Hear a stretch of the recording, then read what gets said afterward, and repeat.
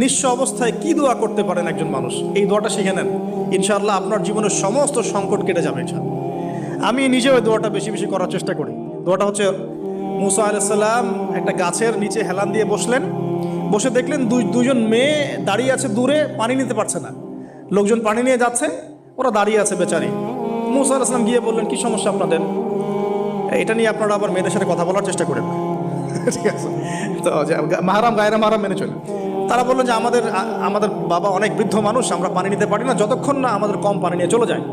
মুসা আলাইহিস সালাম তো একটু বললাম না, ফিজিক্যালি খুব স্ট্রং ছিলেন, থাকে না বডি বিল্ডার, সামনে গিয়ে কথা বলে সরো পানি নিতে দাও, তখন মানুষ একটু মূল্যায়ন করে না।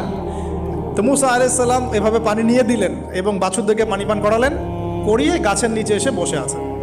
বসে বসে তিনি দোয়া করছেন, এই যে দোয়াটা তিনি দোয়া করছেন, রব্বি, একটা নেক কাজ করলেন, নেক কাজ করলেন না, মানুষের উপকার করলেন, নেক কাজ করে এসে গাছের নিচে বসে দোয়া করছেন, আল্লাহ এখানে তো আমার খাবার পানি বাসস্থান কিছুই নাই, আমি কি করব? রব্বি ইন্নি লিমা আনজালতা ইলাইয়া মিন খাইরিন ফাকির। অর্থ হচ্ছে, হে আল্লাহ, তুমি